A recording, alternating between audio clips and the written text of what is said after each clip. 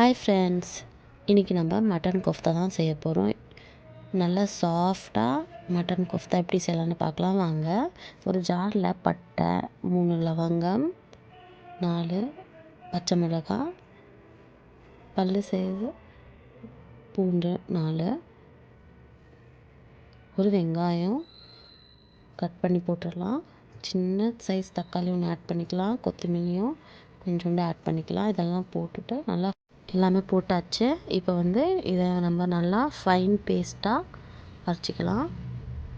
இப்போ உடச்சக்கல்லையும் powder ஆக்கிக்கலாம்.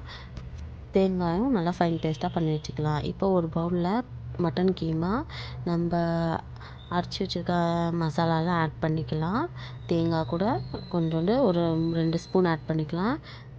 Red chilli, garam masala, மஞ்சத்தூள், தேவையான அளவு உப்பு இதுவும் ஆட் பண்ணிவிட்டு லாஸ்ட்டாக நம்ம பவுடர் பண்ணி வச்சுருக்க ஒற்றைக்கல்லையும் ஆட் பண்ணிக்கலாம்.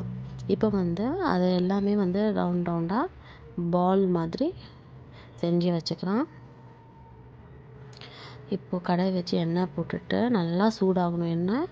அதுக்கப்புறமா நம்ம மட்டன் கோஃப்தாவை அதில் ஃப்ரை பண்ணிக்கலாம். நம்ம ரொம்ப ரெட் பண்ணக்கூடாதுங்க, ஸ்மெல் வந்துடும். குக் ஆகிற வரைக்கும் திருப்பிகிட்டே இருங்க. ப்ரௌனிஷ் கலர் ஆனோன்னு எடுத்துடலாம். இப்போ அதே கடாயில் தேவையான அளவு எண்ணெய் போட்டுட்டு லவங்கம், பட்டை, ஏலக்காய், இன்னும் ஜீரா போட்டுட்டு வெங்காயம் போட்டுட்டு நல்லா வெங்காயம் வதக்கணும்.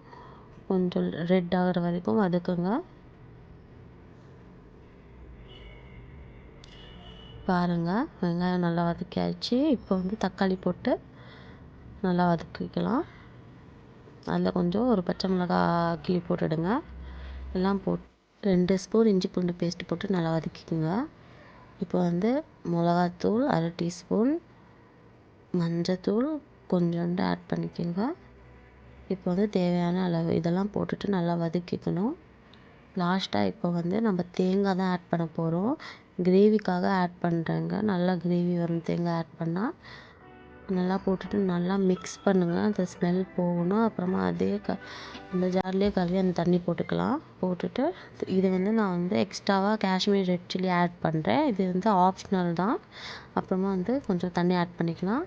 நல்லா குக் ஆகணும். அதுக்கப்புறமா நம்ம மட்டன் கோஃப்தாவை இதில் ஆட் பண்ணிக்கலாம். இப்போது ஆட் பண்ணிவிட்டு திருப்பி விடணுங்க. அப்போ தான் நல்லா அது கிரேவி அப்சர்வ் ஆகும். அதில் லாஸ்ட்டாக கொத்தமல்லி ஃப்ளேவருக்காக போட்டுக்கலாம். திருப்பி விட்டாதாங்க அந்த எல்லா இடத்துலையும் அந்த கிரேவி அப்சர்வ் ஆகும். அந்த டேஸ்ட் அதில் வரும். நம்ம மட்டன் கோஃப்தா ரெடி.